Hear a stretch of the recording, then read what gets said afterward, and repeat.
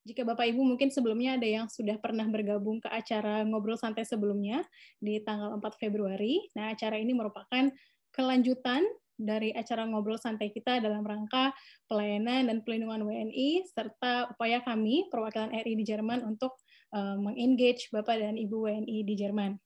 Baik, sebelum kita mulai acara Ngobrol Santai kali ini, perkenankan kami untuk membacakan tata tertib acara, yaitu agar para peserta yang sudah hadir pada sore ini di Ngobrol Santai untuk menampilkan nama dengan format nama underscore domisili.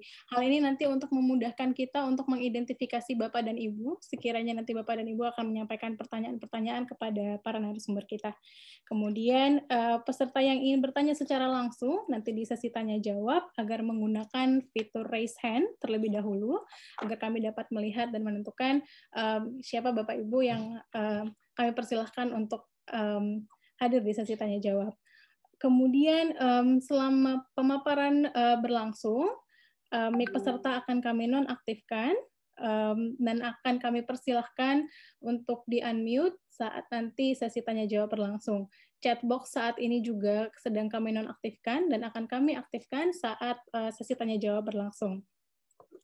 Baik, untuk memulai acara Ngobrol Santai kita sore ini, izinkan kami menyapa Bapak Wakil Kepala Perwakilan RI Berlin, Bapak Yul Edison, yang sudah berkenan meluangkan waktu di tengah-tengah kita pada sore ini. Selamat sore Bapak, apa kabar? Selamat sore, Hana. Baik, sehat. Baik, terima kasih banyak Pak. Mohon izin untuk kick off acara kita sore ini, berkenan untuk memberikan kata sambutan untuk kita semua Pak. Dipersilakan Bapak. Terima kasih moderator Hana. Assalamualaikum warahmatullahi wabarakatuh. Salam sejahtera bagi kita semua. Yang saya hormati kolega saya yang sering saya repotkan di Jerman, Pak Konsul Jenderal kita di Hamburg, Pak Ardian, teman-teman di KJRI Hamburg dan KJRI Frankfurt, Bapak, Ibu, para pembicara atau narasumber pada acara sore ini, dan para tokoh masyarakat, dan adik-adik mahasiswa. Senang sekali saya bisa hadir dalam kesempatan pada acara kita sore hari ini. Kalau kita lihat dari judulnya adalah Ngobrol Santai, jadi saya juga tidak mungkin bercerita hal-hal yang serius. Sebagaimana disampaikan tadi oleh moderator kita, ini adalah merupakan program dari Satgas COVID KBRI Berlin, bekerja sama juga dengan dua konsulat jenderal yang ada di Jerman, yaitu Frankfurt dan Hamburg, untuk menyapa atau berkomunikasi lebih intens dengan warga masyarakat kita yang ada di Jerman. Ini juga sebagai bentuk kepedulian kami kepada warga kita di tengah-tengah situasi pandemi yang sampai saat ini masih belum memperlihatkan akan berakhir. Dan saya melihat topik yang diangkat pada acara pada sore ini sangat tepat, yaitu kebijakan COVID-19 di Jerman dan dampaknya terhadap WNI, karena sebagaimana kita ketahui, COVID ini pertama kali secara resmi itu disampaikan atau diumumkan oleh pemerintah Jerman pada akhir Januari. Ada kasus pertama di bagian selatan Jerman dan sampai saat ini setelah 1 tahun lebih masih berlangsung, dan ada lagi hal-hal atau perkembangan yang mungkin membuat kita semua ada yang bertanya, ada yang takut, ada yang mungkin juga merasa ini sudah merupakan bagian dari kehidupan kita. Karena kita juga paham bahwa gelombang pertama selesai, ada sekarang gelombang kedua, dan kita juga belum tahu apakah akan ada gelombang ketiga atau tidak.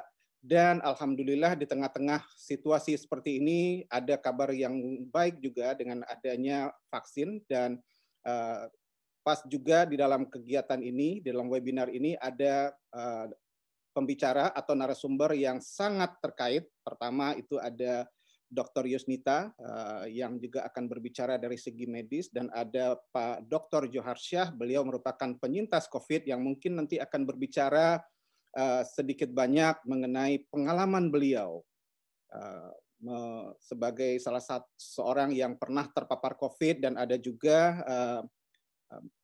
Ingrid, salah satu dari narasumber kita, Mbak Ingrid, dia juga akan berbicara mengenai vaksin yang telah beliau terima, ya kan? Dan satu lagi tentunya adalah mahasiswa, yang ini yang tidak kalah pentingnya, yang dalam beberapa hal cukup banyak juga yang terpapar COVID. Dan dalam tanya jawab nanti tentunya kami mengharapkan para pembicara kita bisa juga berbagi cerita kepada kita mengenai perkembangan yang ada, karena kita tahu sekarang ada kekhawatiran mengenai varian baru, ada lagi yang kita juga mendengar ada istilah yang namanya long COVID. Mungkin nanti kita mengharapkan Ibu Yusnita bisa share kepada kita bagaimana segala sesuatu mengenai hal-hal ini. Jadi sekali lagi, karena ini ngobrolannya santai, saya juga tidak akan berbicara lebih panjang lagi, karena teman-teman pasti sudah banyak pertanyaan-pertanyaan yang akan diajukan kepada para pembicara. Harapan dari kami, semoga acara kita pada hari ini, pada sore ini, bisa memberikan gambaran baru, bisa memperluas wawasan kita, bagaimana caranya kita berhadapan atau menangani COVID atau hidup di tengah-tengah COVID yang sampai saat ini masih berlangsung. Demikian, semoga kita semua dalam keadaan sehat walafiat. Assalamualaikum warahmatullahi wabarakatuh. Waalaikumsalam warahmatullahi wabarakatuh. Terima kasih banyak Bapak Wakil Kepala Perwakilan RI Berlin atas kata sambutannya. Menyambung tadi dari Bapak Wakil Kepala Perwakilan RI Berlin, pada kesempatan ngobrol santai kita kali ini, kita menghadirkan 4 narasumber yang ahli di bidangnya, yang nanti Bapak Ibu bisa langsung berinteraksi melalui sesi tanya jawab, yang akan memaparkan kepada kita bagaimana situasi COVID-19 di Jerman sejak awal virus ini terdeteksi hingga sampai sekarang rollout vaksin yang sedang berlangsung. Nah, kita di sini juga akan menghadirkan salah satu WNI yang juga menjadi penyintas COVID-19 yang akan bisa kita tanyakan secara langsung bagaimana pengalaman perawatan saat itu dan bagaimana kondisinya saat ini. Baik, izinkan kami selama 1,5 jam ke depan untuk memandu ngobrol santai ini. Saya Hana Andari dari fungsi protokol dan konselor KBRI Berlin. Baik, tanpa berpanjang lagi, perkenankan kami untuk menyambut narasumber kita pertama, Dr. Yusnita Goldman, yang pasti khususnya untuk Bapak Ibu WNI di Berlin yang sudah tidak asing lagi ya dengan Dr. Yusnita, bahkan mungkin ada beberapa dari Bapak Ibu di sini yang juga pernah menjadi pasien dari Dr. Yusnita. Baik, sebelum kita mulai pemaparan dari Dr. Yusnita, perkenankan saya untuk menyampaikan sedikit riwayat singkat dari Dr. Yusnita. Jadi, Dr. Yusnita saat ini merupakan pemilik praksis dari Dr. Goldman Berlin yang sudah berkecimpung di dunia kedokteran di Jerman sejak tahun 1995. Kalau saya tidak salah, koreksi saya, Ibu Dokter izin nanti saat memaparkan. Baik, kita mulai. Saya persilakan kepada Dr. Yusnita untuk menyampaikan paparannya. Terima kasih.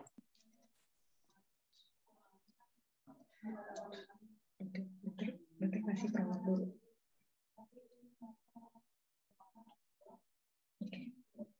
Sedang mau. Terima kasih Mbak Hana. Assalamualaikum warahmatullahi wabarakatuh. Bismillahirrahmanirrahim.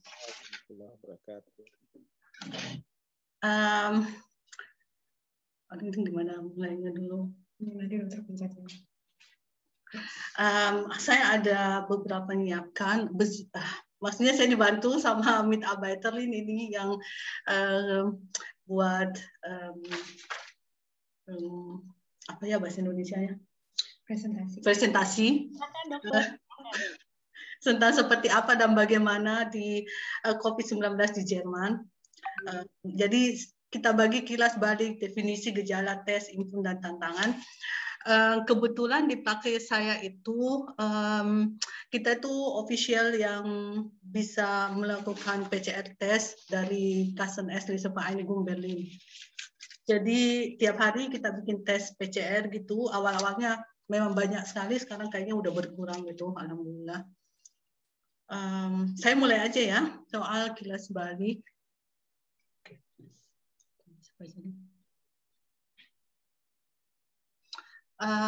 Soal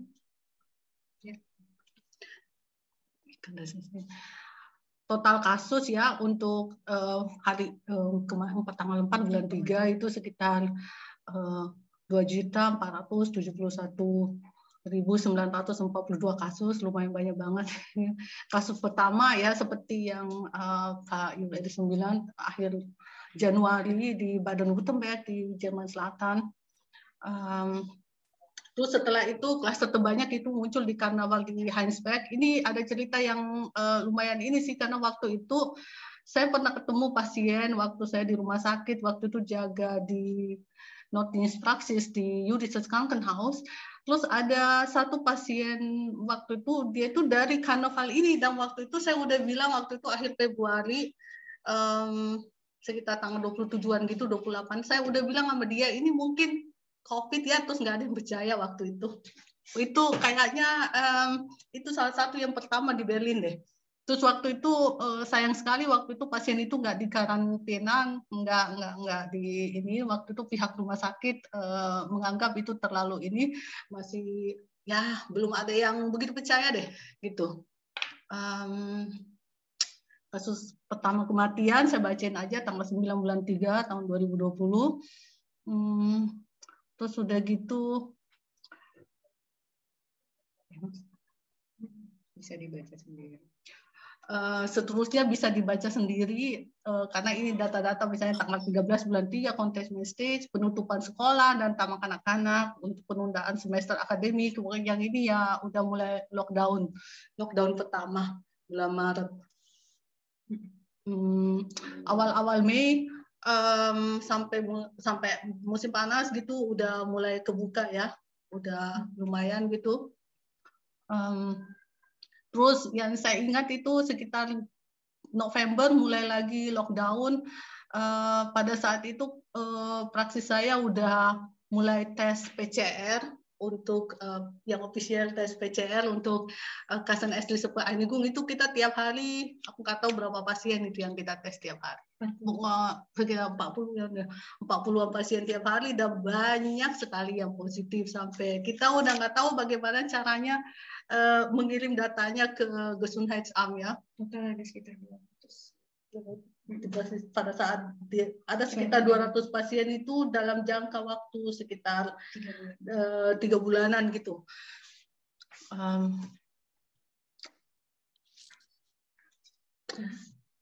Sekarang saya mungkin mau ke arah untuk mempersingkat waktu definisi dan gejala.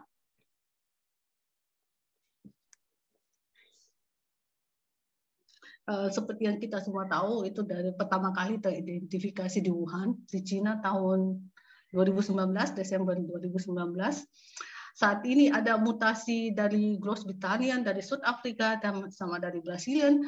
Di praksis kita itu udah pernah ketemu South Africa, bahkan ada warga, saya nggak bisa ini, ada warga Indonesia yang punya variasi baru Groot-Brittannia yang positif, dan variasi Brasil itu juga ada, memang orang Brasil gitu, yang baru-baru ini setahu 2-3 bulan yang lalu gitu.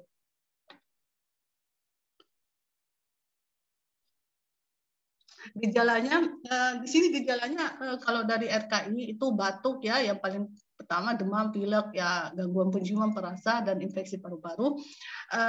Tapi kalau saya lihat di pasien-pasien yang di atas yang 70-an tahun gitu, kebanyakan tuh mereka bukan batuk atau demam, tapi diare. Banyak sekali yang diare, dan yang awalnya itu cuma diare gitu, muntah, dan ternyata positif COVID.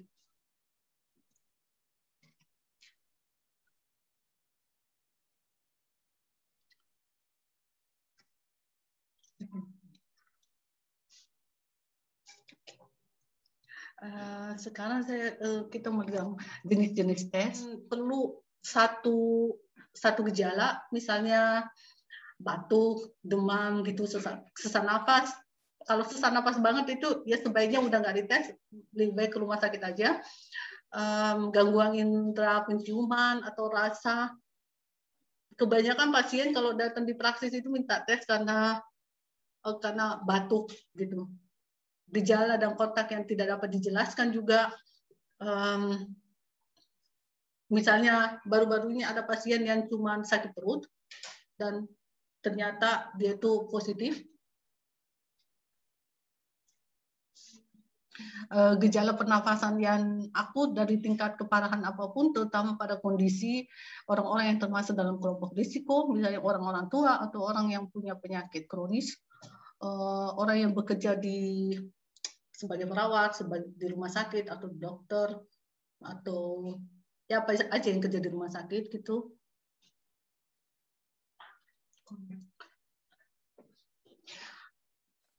Peningkatan probabilitas paparan, misalnya dalam konteks kemungkinan wabah pada acara di mana ada lebih dari 10 orang di ruang tertutup, kayaknya sekarang ini udah nggak bisa ya, kontak di rumah tangga atau sekelompok atau misalnya di WG, atau peningkatan COVID di 7 hari di negara atau distrik perkotaan, atau kontak yang lama dengan banyak orang sebagai guru misalnya, ya tapi ini sekarang udah di zaman lockdown, udah enggak lagi ya. Kalau sekarang tuh orang tes di sini tuh memang karena mereka itu ada keluhan.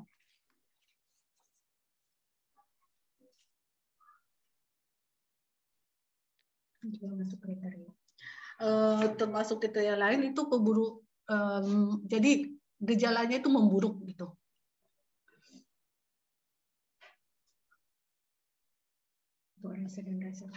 Untuk perjalanan ke Reise dan Reiserückkehrer ini berubah-ubah melulu peraturannya Jerman. Jadi ini saya nggak usah terlalu ini, kayaknya sering berubah banget gitu. Sekarang untuk Reise itu ke Indonesia misalnya butuh 48 jam ya tesnya itu. Tesnya itu mesti negatif dulu 7 hari. Jadi ini Bapak kayaknya berubah-ubah terus deh.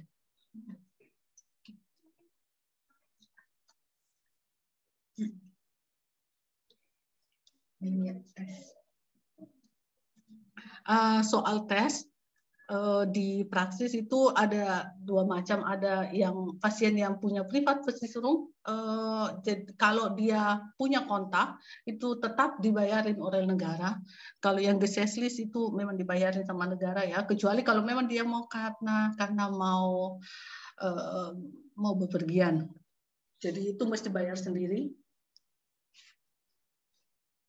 Tentang berapa biaya tesnya itu tergantung labornya ya, berubah-ubah lah itu sedikit.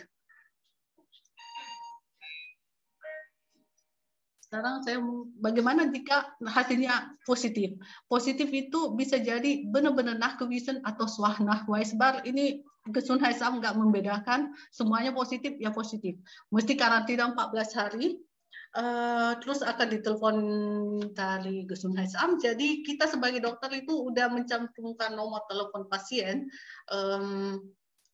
laporan ke Gesundheitsamt itu dengan nomor telepon pasien. Labor juga udah informasi langsung juga ke Gesundheitsamt.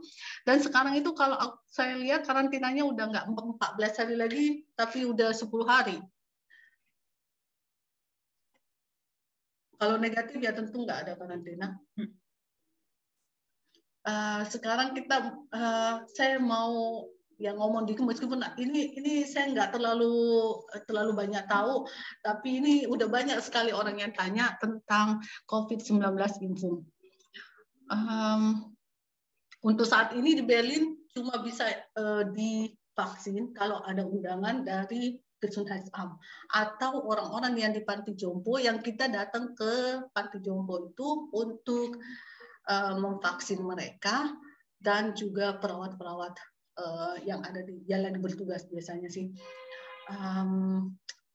Ada 3 vaksin ini yang saya tahu ya, mungkin saya di sini saya nggak terlalu banyak ini di sini nggak, karena memang ada isu-isu yang maksudnya bakal kita di praktek ambulans gitu bisa kasih vaksin itu mungkin mulai kemarin itu saya dapat surat nicht vor April zu rechnen. Jadi maksudnya setidaknya itu paling cepat setelah, nggak mungkin di Maret lah gitu, mungkin paling cepat April. baru kita bisa vaksin di praktek. Dan itu setahu saya vaksinnya itu AstraZeneca, karena kayaknya dia lebih gampang gitu di mana ya? Bukan cuma didapatkan, nyimpannya itu lebih gampang kayaknya dari BioNTech. BioNTech itu buat sekarang setahu saya di Berlin ya, itu buat orang yang berumur di atas 65 tahun, di bawah 65 tahun itu cuma AstraZeneca bisanya. Ini saya sering ditanya, kayaknya sampai tiap hari pasien nanya ini, atau diteleponin atau di-emailin soal kapan ada info. Jadi saya bilang enggak di bulan Maret gitu, paling cepat April. Kalau saya bilang mungkin setelah Autumn kali.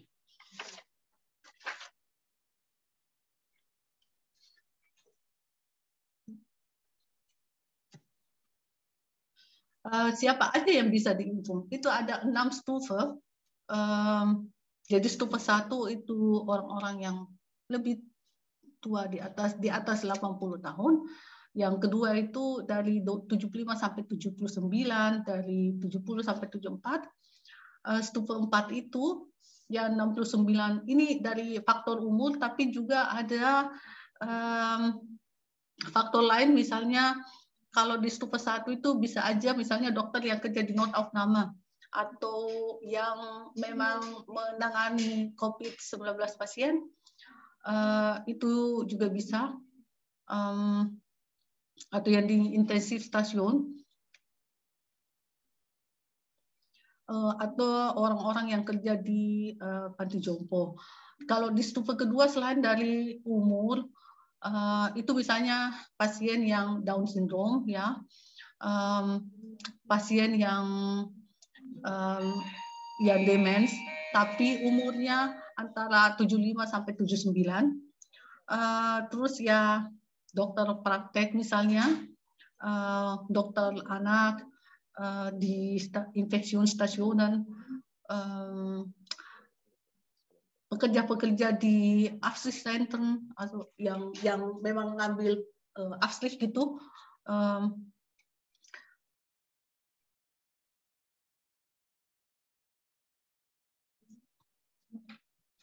di stufe 3 ada, ini agak kriterianya bisa mungkin dibaca sendiri,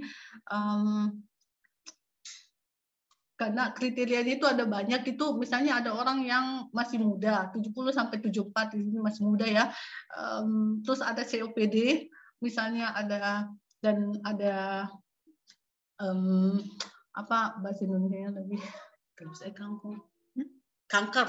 Ada yang kanker itu masuk di stufe 3. Jadi dia bukan di stufe 1 ya, dia di stufe 3. Ini jadi dari stufe ini kita bisa kira-kira bisa tahu kapan misalnya orang dapat vaksin. Untuk orang yang misalnya sehat, nggak ada sama sekali penyakit, dan dia umurnya di bawah 60 tahun, itu di stufe 6. Jadi itu ya saya nggak bisa prediksi sih kapan itu baru bisa divaksin yang stufe 6. Jadi termasuk student segala macam. Ini bisa dibaca sendiri. Ini yang himbais ya tentang stufenya yang dari 1 sampai 6 itu mungkin bisa dibaca di sini dari RKI.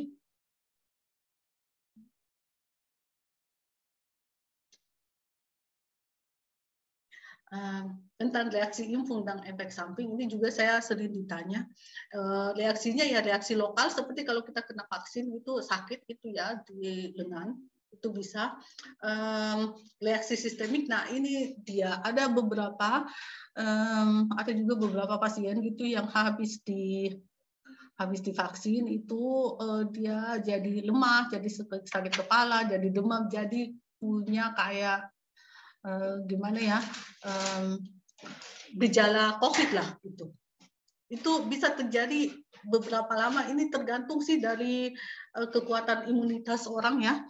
Ada yang lama, ada yang sebentar, ada yang cuma sakit kepala dikit gitu berapa jam, ada yang bisa 1-2 hari, ada yang bisa seminggu.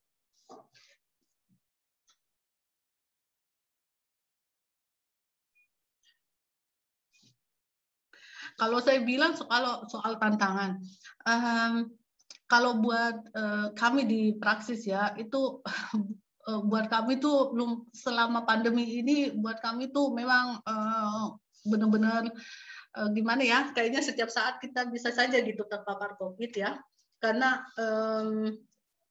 pemerintah Jerman nggak menyediakan alat pelindung diri untuk kita, jadi mesti beli sendiri. Terus begitu kita juga dulu waktu sempat tuh nggak bisa beli di mana-mana itu bikin ya kayak bikin sendiri itu kayak ponco dari plastik gitu, kita gunting-gunting.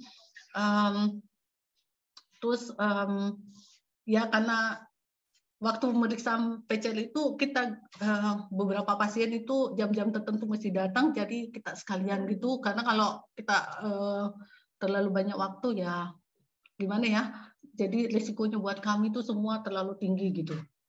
Jadi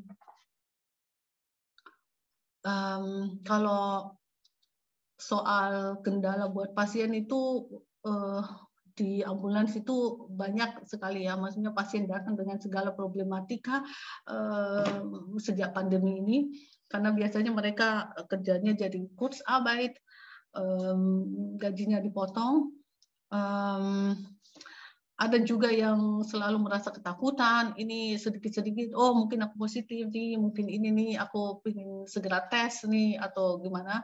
Ada juga yang sehat tapi merasa fit gitu tapi dia positif, dan ada juga mereka juga sering maksa gitu untuk diperiksa, yang kita juga kalau alat pelindung dirinya kurang memadai, kitanya juga nggak terlalu pingin ya meriksa gitu. Sebaiknya kalau misalnya dia negatif, oke. Kalau enggak, karena kita juga bisa nularin gitu loh di ini. Kalau di praktek di sini tuh kita ambil aslinya itu di luar praktek supaya untuk mengurangi paparan, untuk mengurangi menyebarnya virus.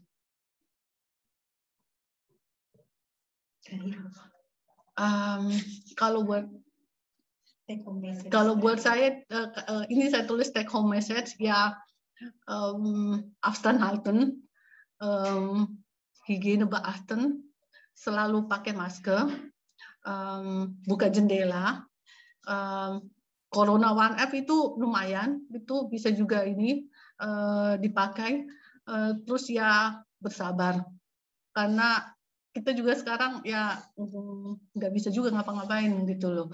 Bersabar, tawakal.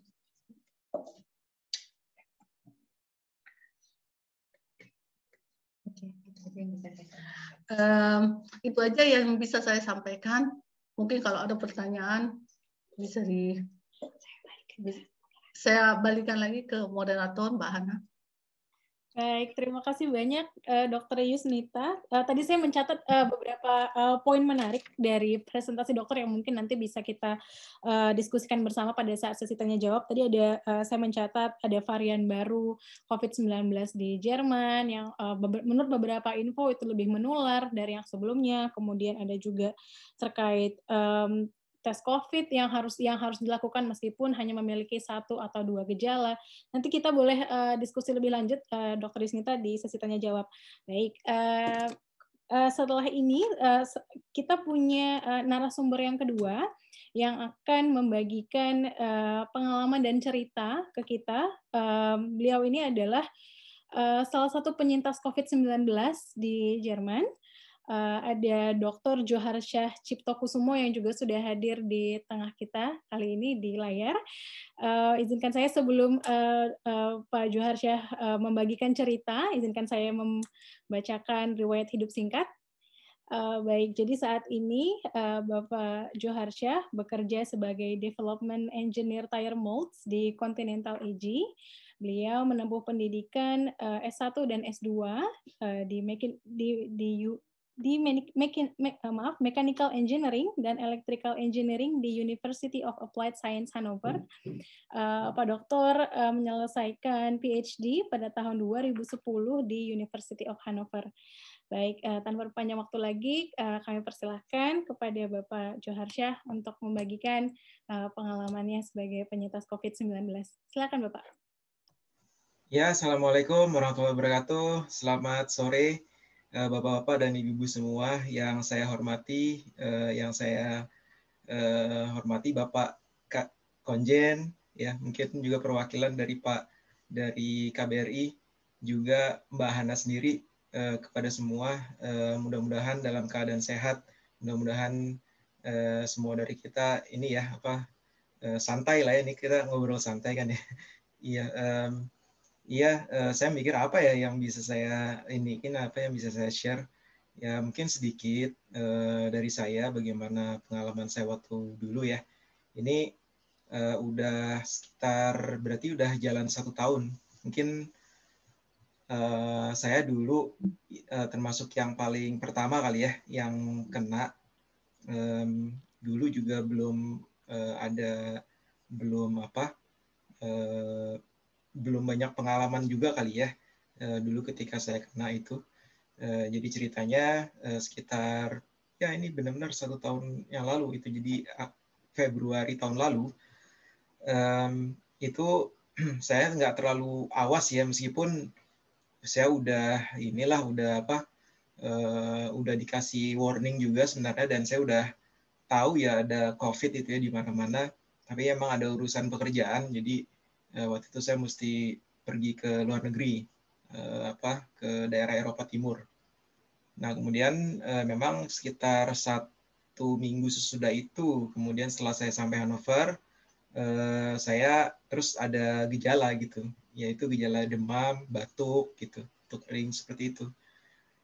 Waktu itu ya saya udah 2 kali ya ke dokter, jadi saya demam terus secara konstan, demam terus itu sehari 30, di siang itu 38, terus kalau malam tuh 30, hampir 39. Jadi konstan seperti itu, sering batuk. Saya udah tanya sama dokter saya di sini, kayaknya mungkin dites ya dok ya gitu. Terus katanya enggak, kamu dari mana? Ini ya dari Eropa Timur. Enggak apa-apa gitu. Ya udah, tapi terus kemudian di hari ke-7 itu, hari ke-10 ya, sejak hari ke-10 saya kemudian agak sesak napas gitu. Nah setelah sesak napas itu, terus saya tanya lagi sama dokter saya, katanya masih belum, terus kayak dikasih antibiotik. Mungkin memang salah ya waktu itu, antibiotik tidak ada hubungannya mungkin, dan kemudian setelah hari ke-12 kok makin agak parah gitu. Jadi sesaknya itu bukannya ini tapi tambah parah. Kemudian saya telepon rumah sakit. Nah setelah itu baru kemudian saya ke rumah sakit. Terus ya udah di rumah sakit langsung dites dulu gitu, nggak nyampe 2 jam langsung ini katanya positif COVID. Terus kemudian harus dibantu sama oksigen. Terus langsung nggak lama setelah itu, sekitar 2 jam, nggak ada ya, sekitar 2 jam sesudah itu terus langsung masuk ke ICU. Itu sudah saya nggak ini. Mungkin nih saya share dikit ya, karena setelah itu saya nggak ini lagi nih, nggak inget apa-apa lagi. Jadi cuman mimpi buruk aja gitu, atau mungkin halusinasi kali ya, atau ini saya share nih buat supaya santai-santai lah ya kita ya.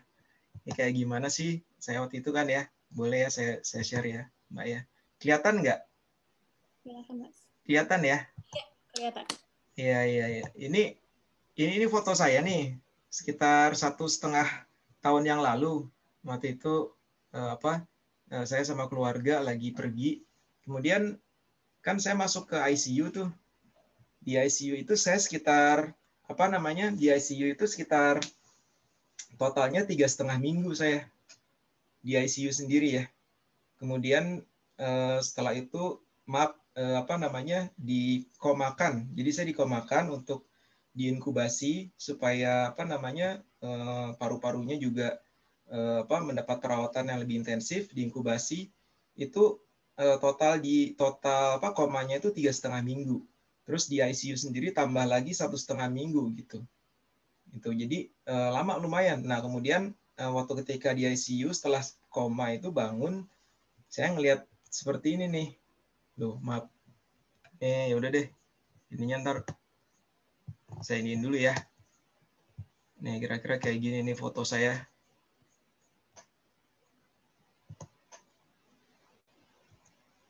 Nih,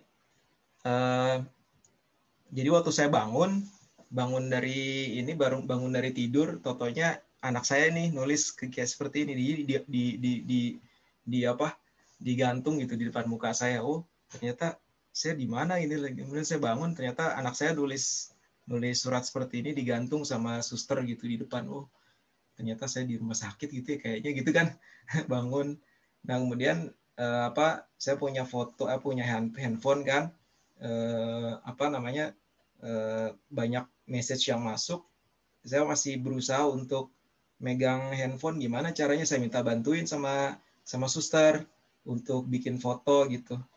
Suster tolong dong bantuin saya mau bikin foto nih untuk kirim ke keluarga gitu, mau kasih tahu saya udah bangun gitu, saya udah sehat gitu kan. Terus saya bikin foto. Nah fotonya ternyata kayak gini nih Mbak. Ini yang kanan nih. Yang kanan saya pikir saya udah senyum itu waktu itu. Saya waktu itu udah senyum kan. Tapi kok kayak gini ya, nggak bagus ah. Yaudah saya foto lagi deh gitu kan. Jadi kayak gini kira-kira seperti itu Mbak. Gitu. Ini yang saya kasih ke keluarga. Saya bilang ini saya udah nggak apa-apa gitu. Tapi perjuangan ini Mbak gitu. Ini perjuangan. Ya istilahnya ya gitulah. Namanya juga orang sakit kan. Nah kemudian buat saya milestone saya itu, ini saya mau kasih lihat juga ya, boleh ya.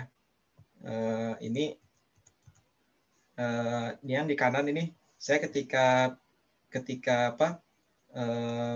belajar berdiri. Jadi alhamdulillah setelah itu saya bisa sehat lagi. Kemudian udah mulai belajar kan berdiri, belajar jalan. Terus kemudian ini saya minta tolong bikinin videonya gitu. Terus saya bagiin ke keluarga, ini saya udah bisa jalan gitu. Tuh. Karena selama 3,5 minggu koma itu, tambah lagi seminggu perawatan sesudah ya, masih intensif perawatan, ternyata otot-otot terus semua kan menyusut. Jadi untuk bangun aja susah gitu, untuk konsentrasi susah, untuk apa-apa semua susah gitu. Nah kemudian juga apalagi kamar mandi, mungkin ibu dokter juga tahu kali ya gitu. Jadi lumayan ini ya bisa dibilang perjuangan lah gitu.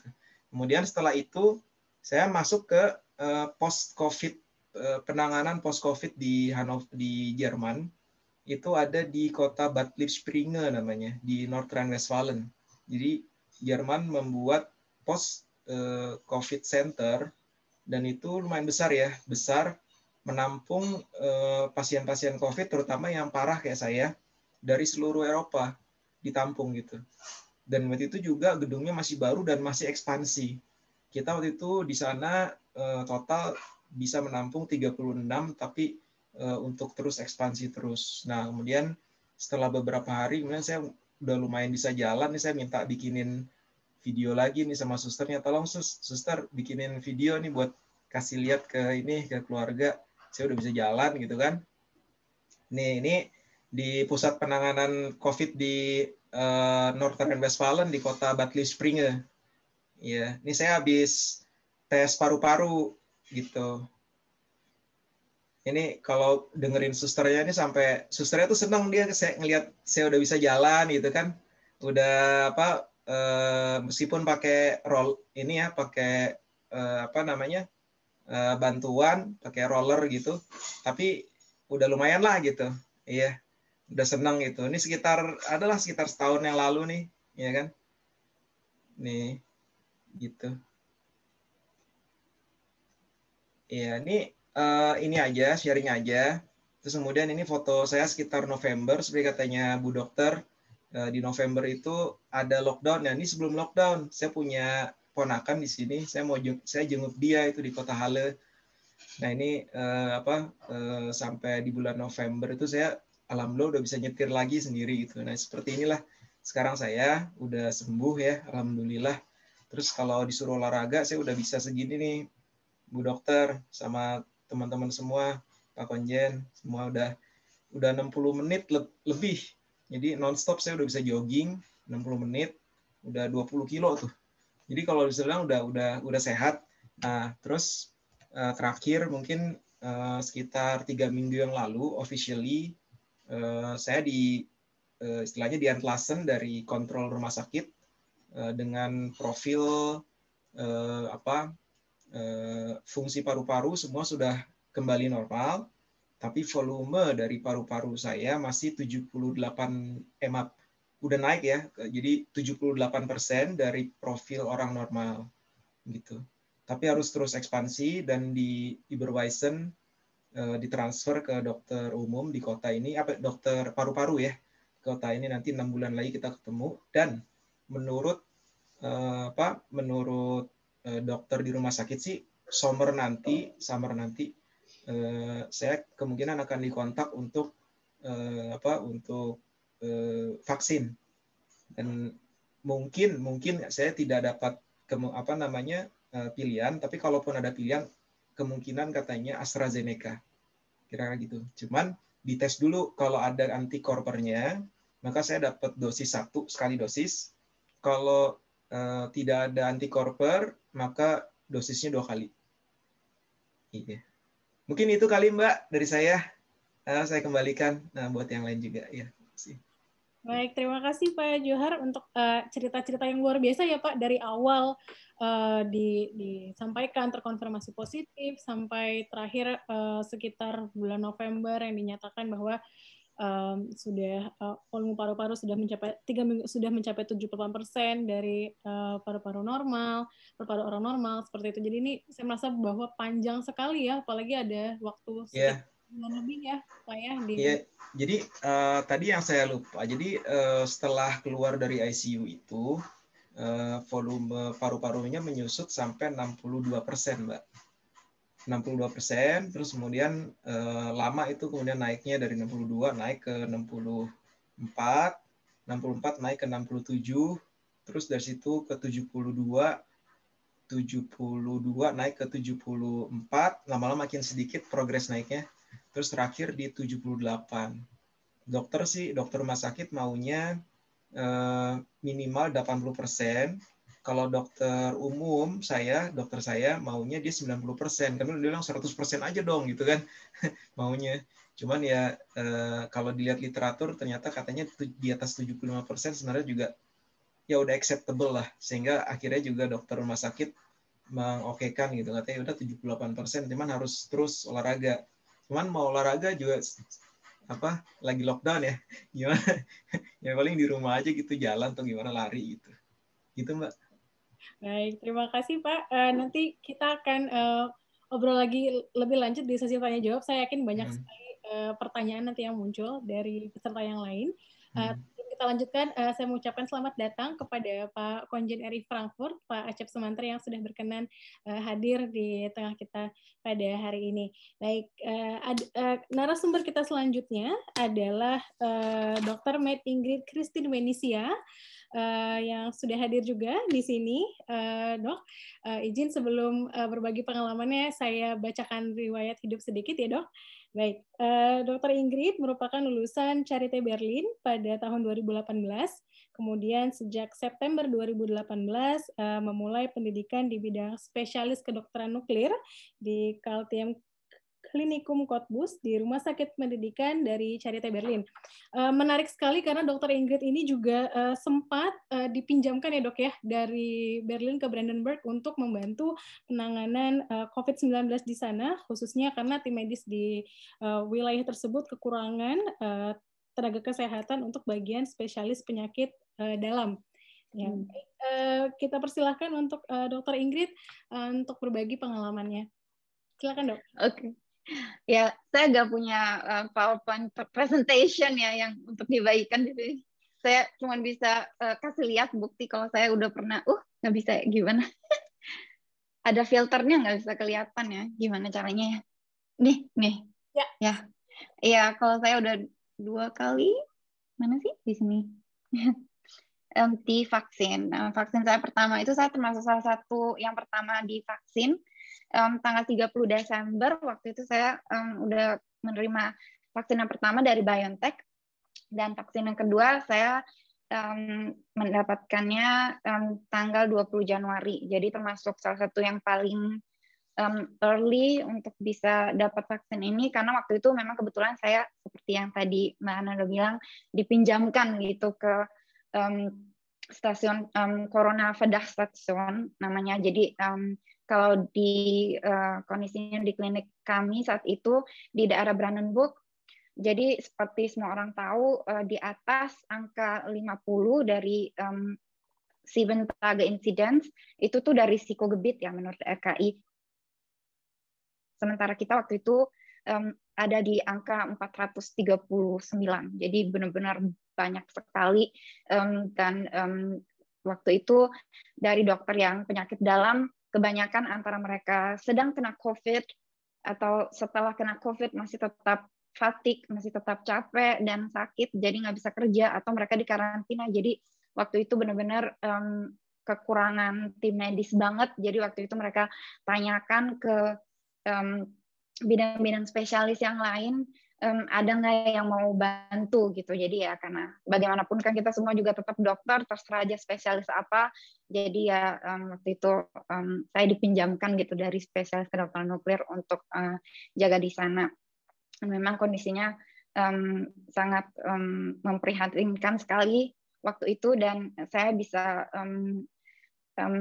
bezeugen, menyaksikan, jadi saksi hidup bahwa setelah vaksin ini, kalau bicara soal vaksin itu lumayan kontroversial, bahkan juga di antara dokter-dokter dan suster-suster masih banyak yang pro vaksin dan kontra vaksin, karena banyak yang mempunyai pemikiran bahwa vaksin ini lumayan cepat bisa gimana ya, bisa dipasarkan begitu. Jadi tapi waktu itu awal-awal banyak juga yang masih gimana ya, nggak yakin mau langsung divaksin atau enggak, dan saya termasuk salah satu yang berpikiran lumayan positif dan saya bilang ya saya mau langsung divaksin, dan makanya saya masih sempat dapat yang BioNTech. Dan kalau dari pengalaman di vaksinnya sendiri, menurut saya harus dibedakan antara gimana bilang Impfreaktion dan Nebenwirkung. Reaksi vaksin harus dibedakan menurut saya dengan efek samping. Kalau dari segi reaksi vaksin di saya seperti yang tadi Dr. Goldman bilang, cuman di injektionsstelle, jadi di tempat disuntik, di sana sebenarnya bukan dibilang sakit ya, tapi itu lebih kayak Dumpfgefühl, nggak tahu gimana terjemahannya, kayak Druckgefühl, so pressure di tempat itu gitu, tapi itu tuh cuma selama 2 hari. Dan yang saya aufgefallen di dua kalinya setelah disuntik itu, saya ngantuk gitu. Jadi nggak bisa dibilang fatigue kayak capek gitu, tapi ngantuk pokoknya, kayak bawahnya pengen mau tidur gitu. Tapi menurut saya waktu itu saya sadar bahwa itu adalah sesuatu yang baik sebenarnya, karena saya tahu bahwa vaksinnya itu bekerja gitu. Tapi ya udah setelah 2 hari itu udah nggak apa-apa gitu, nggak terjadi apa-apa lagi gitu. Maksudnya ya saya bisa tetap bekerja juga, bahkan di dalam 2 hari yang setelah itu saya juga masih bekerja, dan saya arbeitsfähig gitu, saya bisa bekerja, bukan nggak ada cerita gimana gitu. Walau dari segi pengalaman kebanyakan orang ada terlihat bahwa kalau BioNTech itu biasanya orang lebih punya reaksi itu yang lebih dahsyat di suntikan yang kedua, sementara di AstraZeneca itu biasanya disuntikan yang pertama gitu. Tapi kalau dalam hal saya benar-benar ya, ich habe sehr gut vertragen, also nggak ada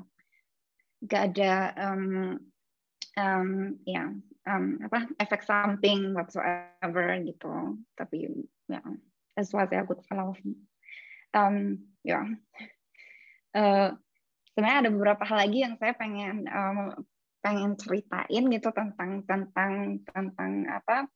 tentang vaksin, bahwa mungkin juga bisa menyambung dari apa yang Dr. Johar bilang.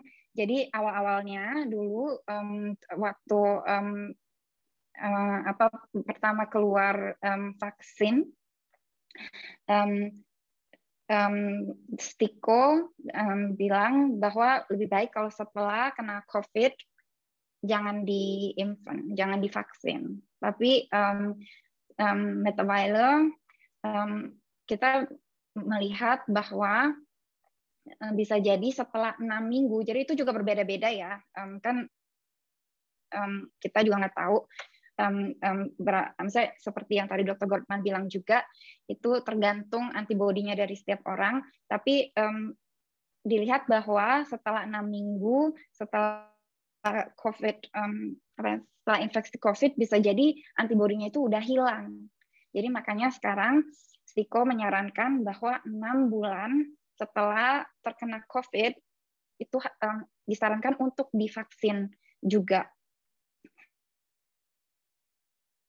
Kalau misalnya antara vaksin yang pertama dan vaksin yang kedua itu kena COVID kan bisa saja jadi waktu vaksin yang pertama dia masih merasa sehat gitu, terus dia dapat suntikan yang pertama, terus ternyata tahu-tahu dia COVID, tapi kan datangnya biasanya 5 hari setelahnya baru mulai terasa ada gejala, atau kadang-kadang juga sama sekali nggak ada gejala.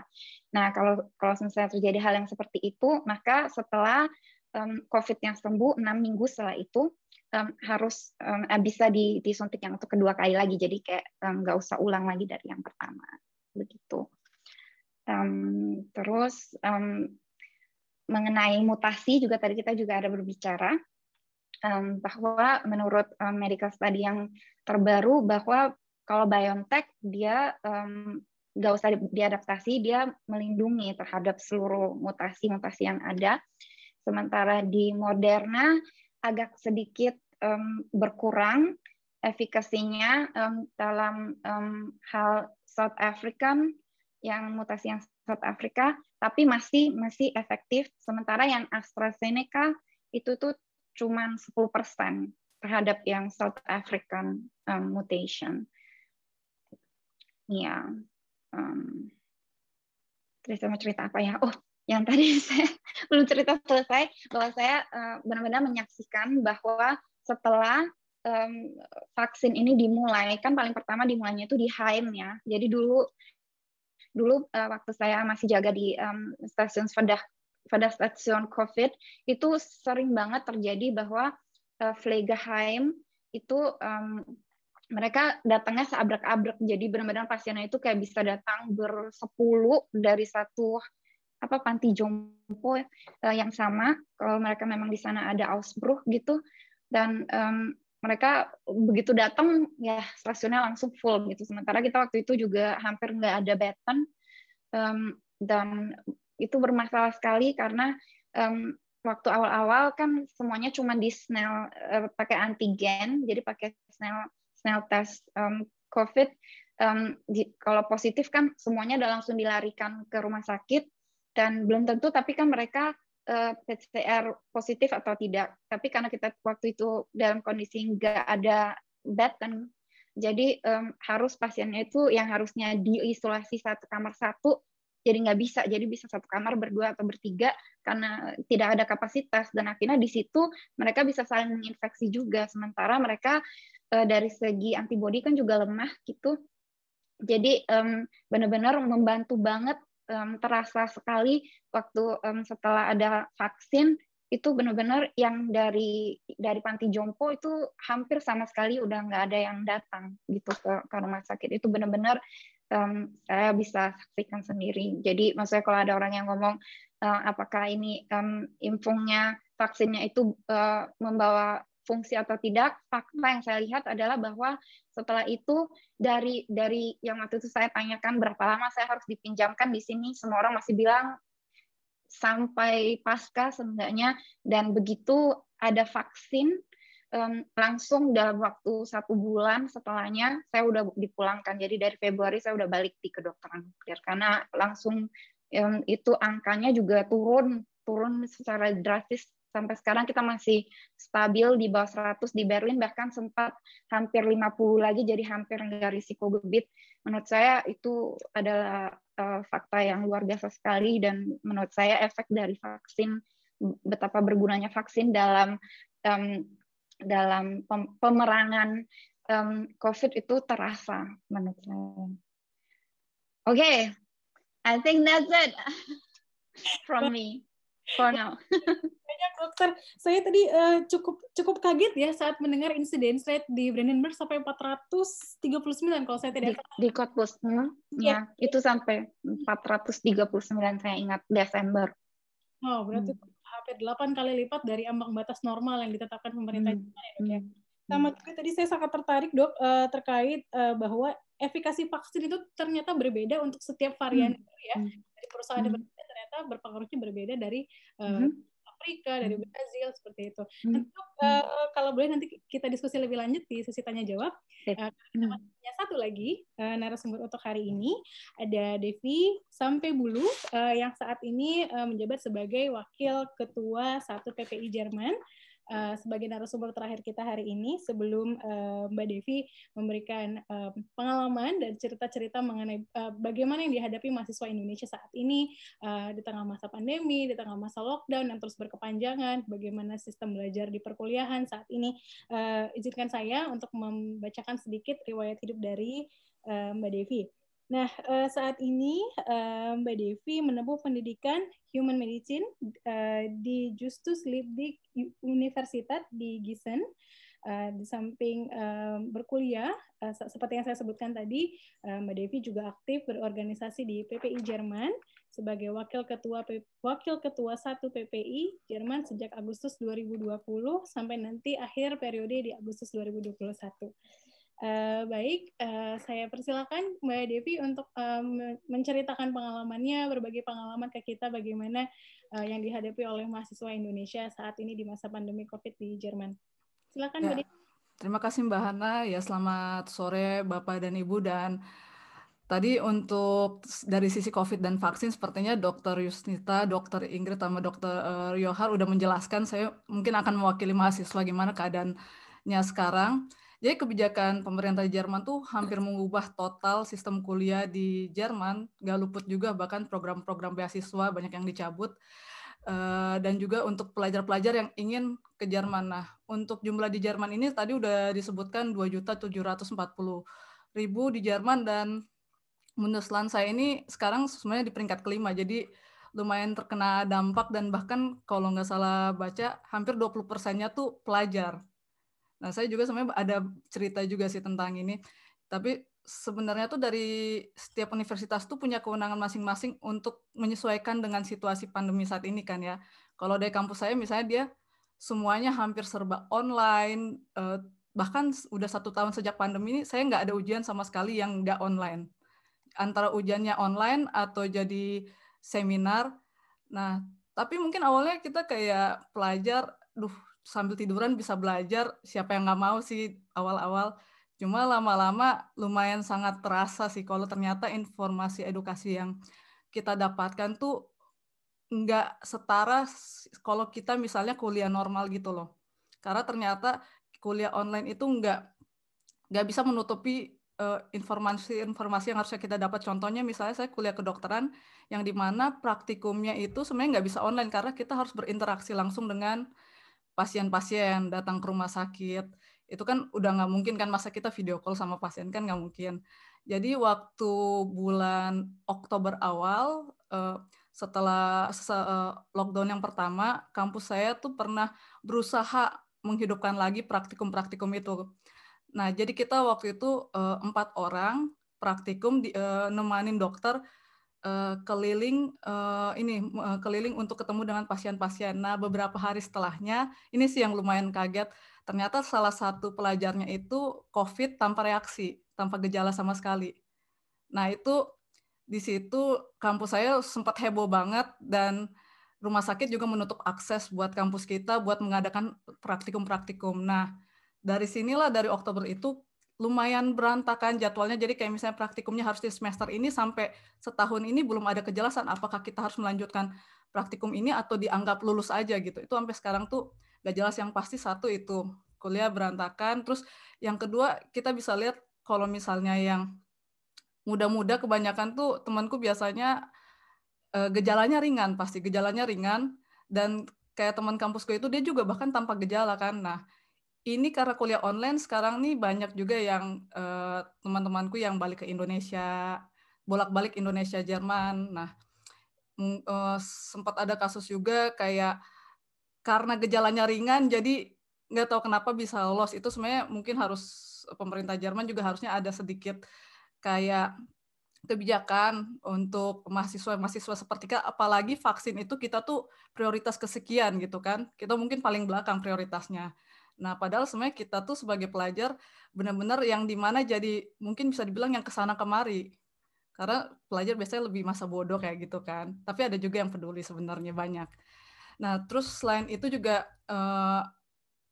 mempengaruhi mental para pelajar. Jadi teman saya waktu April 2020 dia akan menulis ujian negara kan. Itu kan pertama kali banget COVID muncul. Dia sempat bukan stres lagi, hampir depresi karena dia udah mempersiapkan buat ujian negaranya, tapi sampai 2 minggu sebelumnya tuh kayak nggak ada kejelasan. Jadi dari sistem edukasi ini benar-benar Jerman yang edukasinya terkenal banget, rapih dan kurikulumnya bagus, sempat goyah juga karena pandemi ini. Dan itu juga mempengaruhi ke mental para pelajar karena yang sudah mereka siapkan bisa saja nggak bisa dilaksanakan gitu loh. Jadi akhirnya waktu ujian negara itu 2 minggu sebelumnya baru dikabarin, akhirnya jadi dilaksanakan. Padahal selama ini katanya bakal di-cancel seperti itu kan. Terus itu mungkin dari sistem kuliah yang di Jerman, dan ada juga kalau aku baca hampir 85% pelajar yang mau ke Jerman tuh membatalkan niatnya untuk ke Jerman karena pandemi ini. Bahkan DAAD waktu summer 2020 kemarin tuh mengumumkan kalau beasiswa individual untuk kuliah di Jerman tuh hampir semuanya di-cancel. Itu kan lumayan berdampak buat teman-teman yang sudah menyiapkan 1-2 tahun untuk berangkat kan. Tapi karena pandemi ini, ya kita semua harus banyak yang dikorbankan lah dari segala pihak. Nah, tapi untungnya sih sekarang setahun bisa dibilang udah lebih membaik dan kita udah ada banyak tindakan-tindakan preventif untuk COVID ini kan. Jadi untuk DAD aku juga udah baca katanya beasiswa sekarang udah menyupport untuk kuliah online juga, seperti itu sih. Jadi kita dari mahasiswa sebenarnya berharap bisa kuliah normal lagi karena emang edukasi nggak akan cukup kalau untuk online aja. Itu aja dari saya sebenarnya. Baik, terima kasih banyak Mbak Devi. Ternyata selain physically, mentally juga teman-teman mahasiswa pasti cukup exhausted ya dengan perubahan kebijakan yang mendadak. Kemudian seperti tadi Mbak bilang juga ada 85% beasiswa itu tidak dikeluarkan. Kemudian ada juga yang mahasiswa Indonesia tidak bisa ke sini. Gitu. Baik, terima kasih banyak Mbak Devi. Nanti kita boleh ngobrol lagi di sesi tanya jawab. Sebelum kita berpindah ke sesi tanya jawab, saya ingin mengingatkan para peserta yang hadir di sini untuk mengganti format display name menjadi nama spasi domisili untuk memudahkan kami mengidentifikasi pertanyaan dari Bapak Ibu sekiranya nanti ada. Baik, sesi chatbox sudah kami buka. Silahkan untuk para peserta yang ingin menyampaikan pertanyaan bisa melalui chatbox ataupun nanti secara langsung melalui video. Baik, sebelum kita mulai sesi tanya jawab, dari panitia punya sedikit surprise untuk Bapak Ibu yang ada di sini. Sebagai intermezzo kita, agar kita tidak terlalu stres ya, karena tadi obrolan kita soal COVID, kemudian ada cerita-cerita yang mungkin kurang mengenakan hati gitu. Jadi kita coba membawa suasana menjadi lebih baik lagi. Hi, I'm Tara Rimba. I'm Giovanni Biga. And greetings from Berlin. Germany. Yes.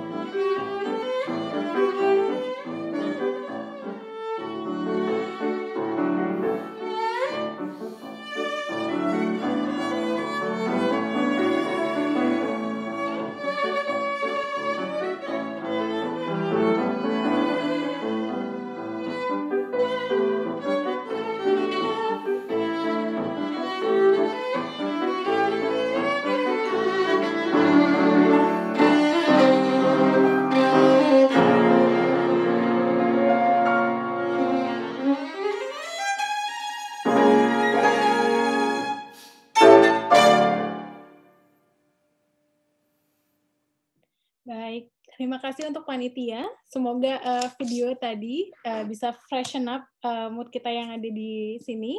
Karena sesaat lagi kita akan memasuki sesi tanya jawab. Dan di sini saya sudah melihat beberapa pertanyaan yang disampaikan kepada para narasumber. Baik, saya di sini sudah melihat ada pertanyaan dari salah satu peserta yang langsung dari Indonesia. Ini ada Pak Frans yang merupakan dokter spesialis paru di Jakarta. Ini pertanyaannya sepertinya ditujukan untuk Dokter Ingrid. Pak Frans menanyakan, apakah standar memulangkan pasien perawatan COVID ketika tugas di Brandenburg dan standar utama obat antivirus yang digunakan? Silakan Dokter Ingrid, nanti mungkin Dokter Yusnita boleh menambahkan terkait hal ini. Silakan Dokter Ingrid. Iya, Dokter Frans, halo. Di Indonesia kayaknya udah malam ya. Terima kasih ya udah masih tetap ikut obrolan santai kita. Ya, jadi syarat untuk memulangkan pasien itu sama dengan syarat untuk. Jadi waktu itu saya kan di corona suspicion ward gitu. Jadi pertama kalau pasien datang lewat UGD ya namanya ya, note of nama. Jadi duluan langsung masuk ke stasiunnya saya, jadi harus difilter dulu apakah pasien tersebut bisa ditransfer ke ward yang lain-lain tergantung masalahnya apa gitu.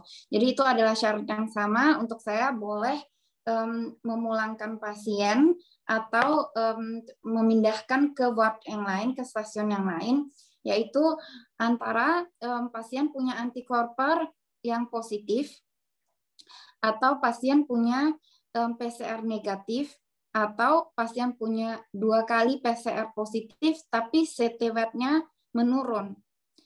Terkait CT-WAT, itu juga penting untuk diketahui bahwa pada awal infeksi dari COVID, itu CT-WAT-nya bisa tinggi. Mungkin untuk teman-teman lain yang bukan dari bidang kedokteran, CT-WAT itu adalah singkatan dari cycle threshold. Jadi berapa kali PCR itu harus diulang untuk bisa mendeteksi adanya virus ini gitu. Jadi kalau misalnya dia angkanya nilainya tinggi, itu berarti dari segi infeksiositasnya dia rendah karena PCR-nya harus diulang berkali-kali baru bisa dideteksi begitu kan. Tapi karena kalau kita tahu Gauss curve, maka bisa jadi kalau CT-WAT-nya tinggi, itu bisa jadi itu adalah di full fase atau di early tahap awal dari infeksi atau tahap akhir. Jadi makanya dibutuhkan kalau misalnya PCR-nya 2 kali positif, karena bisa jadi setelah kena COVID, masih lama PCR-nya itu akan tetap positif, tapi kalau kita punya 2 kali PCR yang di atas 35 atau 30, bahkan sekarang juga udah cukup, tapi harus punya CT-WAT yang menurun gitu. Jadi kalau misalnya, bukan menurun, harus naik, CT-WAT-nya harus naik, harus meningkat. Kalau ada itu, juga boleh memulangkan pasien dan itu tanpa karantina gitu. Kalau misalnya kan ada juga pasien COVID yang nggak terlalu ada gejala, itu kita juga boleh memulangkan dengan syarat harus karantina 14 hari di rumah, karantina mandiri itu juga boleh dipulangkan, tapi harus dilaporkan di sini ke pemerintah begitu. Itu syaratnya.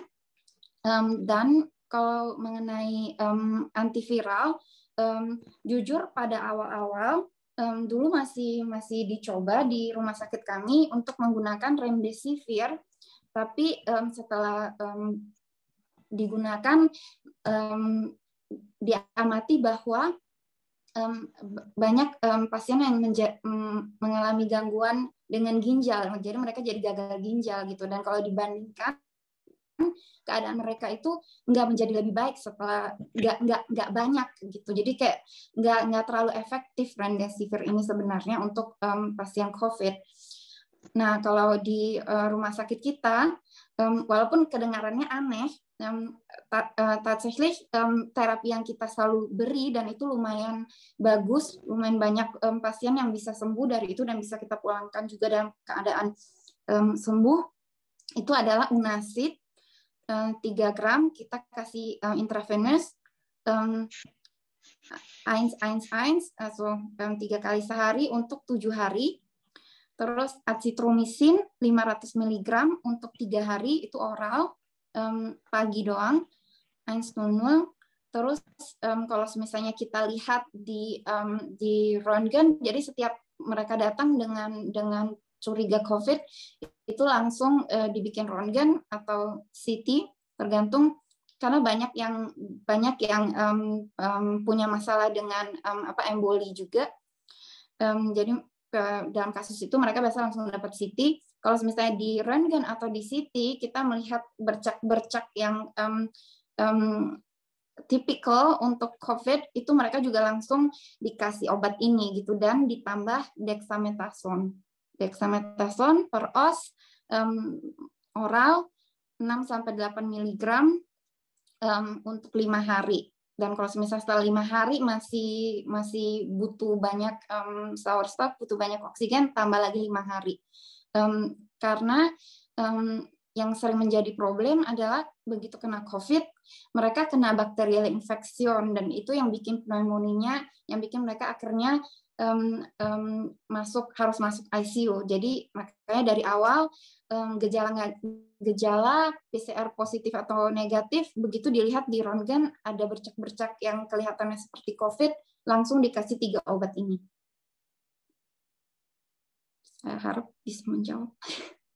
Baik, dari Dr. Franz di Jakarta yang sudah bergabung dengan kita, ada tanggapan atau pertanyaan lain, Dokter? Iya, terima kasih. Di Jakarta sempat kontroversi kenapa pasien masih positif itu dengan PCR positif itu masih dipulangkan.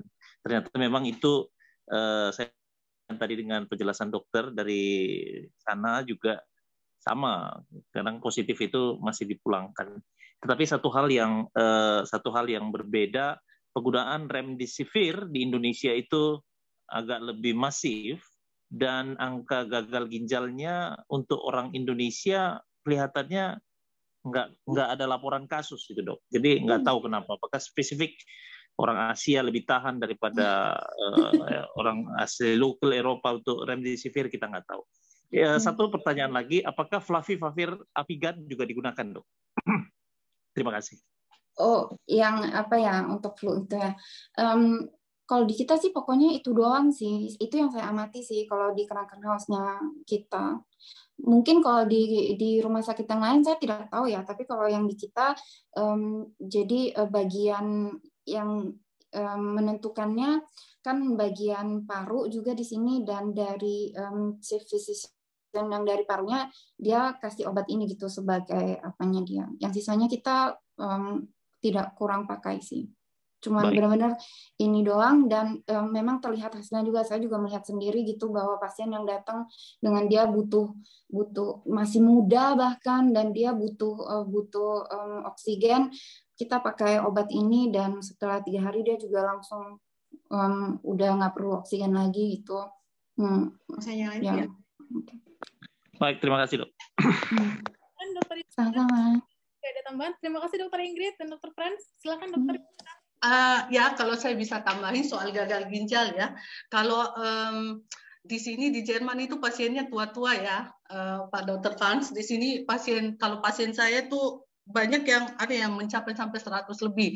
Jadi otomatis mereka tuh ginjalnya ini ya udah lemah gitu. Kalau soal yang namanya PCR, kalau saya tahunya ya yang kita di ambulans gitu, bukan di rumah sakit, itu kita nggak bisa ngambil berulang-ulang karena kita terikat dari ketentuan sama Kassenärztliche Vereinigung ya, maksudnya yang asuransi di Jerman itu kalau mereka yang bukan privat itu mereka mendikte, kita cuma bisa melakukan sekali gitu. Kalau kedua kali itu dokternya kita yang punya masalah. Kita nanti jadi kebanyakan pasien memang kalau saya di sini kalau saya lihat orangnya tua PCR positif, saya langsung kasih antibiotika ya, antibiotikum misalnya dengan azitromisin atau mungkin amoklap langsung saya kasih gitu. Antiviral memang di sini nggak dipergunakan gitu Pak. Kalau orang muda kita tunggu dulu gitu. Terus ya begitu aja sih. Karantina lah cuma. Tapi kalau orang tua itu masih agak ini lebih di rumah nggak, karena ada beberapa pasien malahan ini ya gimana ya udah setauku udah hampir 100 gitu. Nggak tahu kenapa dia karena masalah kulit perawatnya itu kirim ke rumah sakit, akhirnya dia dapat COVID di sana dan meninggal. Jadi kalau kita dokter di luar rumah sakit tuh mesti sekarang mempertimbangkan ini bagus nggak untuk pasien nih, jangan-jangan nanti malahan jadi gimana ya, karena mereka udah imun sistemnya itu udah kurang gitu. Jadi apa lebih bagus kita di rumah aja daripada di rumah sakit gitu. Selama bisa di rumah, kalau saya lebih memilih pasien itu tinggal di rumah. Baik. Terima kasih banyak Dr. Yusnita, semoga bisa turut menjawab Dr. Franz. Baik, mohon izin kami berpindah ke terima kasih untuk pertanyaannya Dr. Franz. Kami berpindah ke penanya selanjutnya. Di sini ada Ibu Titi Ugroseno yang akan mengajukan pertanyaan secara langsung, dan nanti setelah ini ada Bapak Andi Tinelung yang saya lihat sudah raise hand di sini. Silakan Ibu. Ya, terima kasih Mbak Hana. Pertanyaan saya, untuk penderita penyakit bawaan seperti diabetes atau aritmia, itu sebelum vaksin apakah harus dicek terlebih dahulu sebelumnya, dan berapa lama harus cek sebelum mendapatkan vaksin tersebut?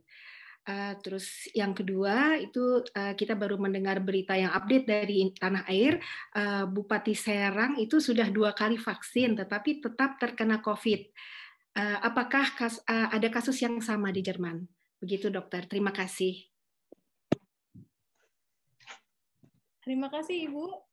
Baik, ini pertanyaan juga tentang vaksin dan COVID. Kami persilahkan. Ini mungkin Dr. Yusnita atau Dr. Ingrid, silahkan. Mau duluan, Dr. Yusnita mungkin. Soal penyakit kayak misalnya pasien yang punya diabetes, di sini tuh kita punya yang namanya disease management program. Jadi pasien-pasien yang kayak penyakit jantung ya, coronary heart kangkung apa sebenarnya? PJK. Penyakit jantung koroner. Penyakit jantung koroner, diabetik, COPD, cold, sama asma itu mereka tuh kita tiap 3 bulan mereka tuh punya Hausarzt atau dokter penyakit dalam yang tiap 3 bulan itu pasien kita kontrol, dan ambil darah, periksa pernapasan, itu tiap 3 bulan kita kontrol. Jadi kita kira-kira udah tahu gitu ini gimana ya, apa dia bisa berisiko untuk kita vaksin atau sebaiknya jangan dulu. Cuma dari pengalaman saya yang terakhir ini ada beberapa pasien yang misalnya dia punya banyak beberapa penyakit, terus dia itu demensia, umurnya juga udah lanjut sekali. Itu ada 2 kejadian dari pasien saya itu yang meninggal habis kena vaksin. Tapi mereka memang umurnya udah di atas 90-an ya, sampai akhir 90-an, dan memang mereka itu punya diabetes, punya penyakit jantung, punya penyakit paru. Jadi ya mungkin memang itu karena imunitasnya mereka itu udah nggak kuat gitu loh untuk terus kalau di sini sebelum divaksin, kalau yang di luar itu mereka kalau enggak ke dokter umum, dokter keluarga gitu. Kalau di sini mereka itu mesti ditanyai dulu dan punya labor yang terakhir biasanya. Yang saya bilang itu tiap 3 bulan kita ambil darah dan kira-kira di kita bisa kira-kira ini pasien ini bisa nggak kita vaksin atau enggak. Terima kasih banyak Dr. Yusnita. Boleh Dr. Ingrid jika ada tambahan silakan dok. Iya, boleh ya dok, saya tambahkan sedikit. Kalau soal imunisasi, menurut saya yang paling penting yang harus di RW-nan adalah alergi. Jadi untuk yang mRNA base, seenggaknya kalau yang untuk vector base harusnya nggak terlalu bermasalah. Yang paling penting berlaku untuk semua infeksi. Jadi waktu mendapat vaksin harus merasa sehat. Jadi nggak boleh lagi merasa kayak mau sakit atau lagi kena infeksi yang lain.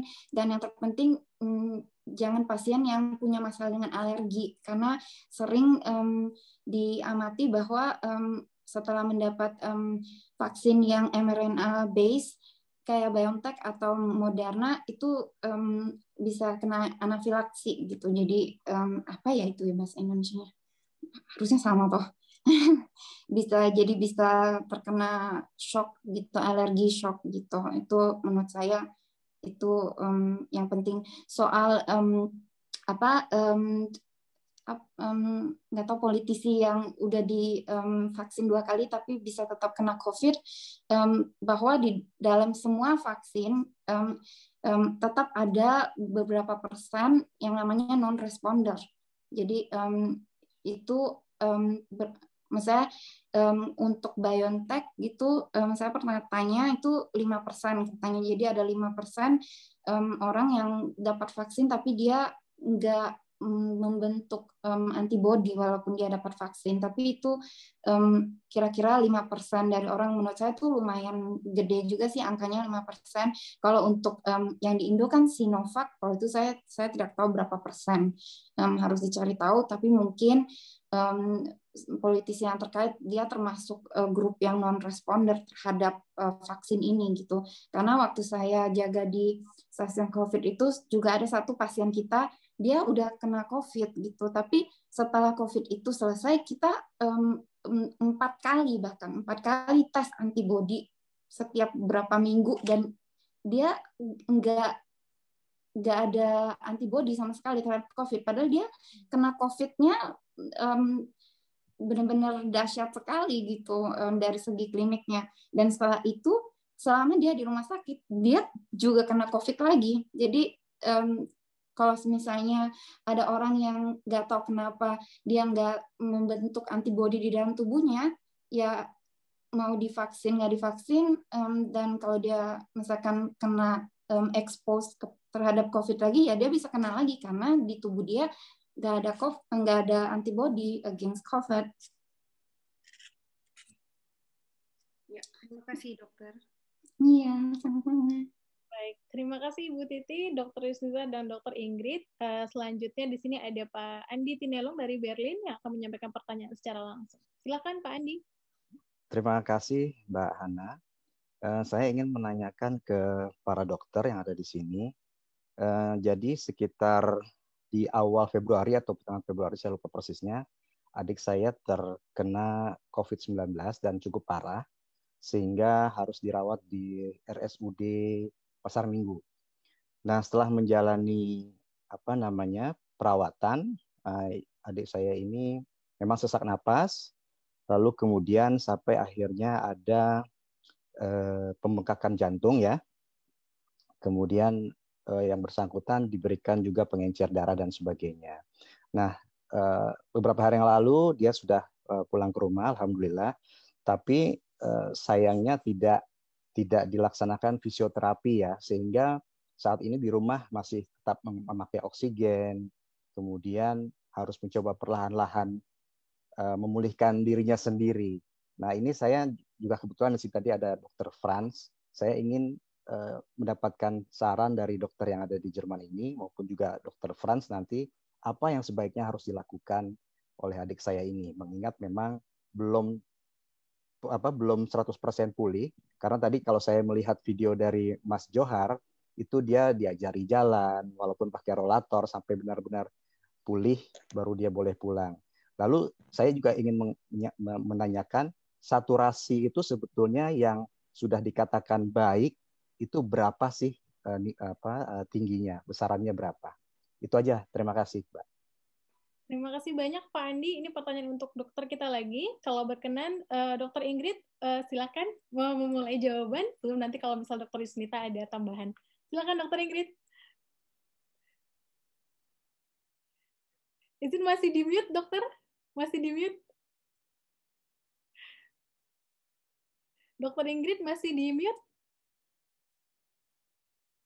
Ya, silakan dokter. Maaf, kalau boleh pertanyaan saya lemparkan ke Dokter Yusnita dulu karena saya bukan bidang spesialis saya cuman bisa share apa pengalaman saya waktu di station board. Tapi kalau untuk soal penyakit dalam atau masalah kedokteran umum, saya pikir Dokter Yusnita jauh lebih berkualifikasi untuk menjawab pertanyaan tersebut. Baik, terima kasih dokter. Silakan Dokter Yusnita. Gimana ya kalau di sini tuh biasanya pasien kayak begitu kita kirim ke rehabilitasi ya.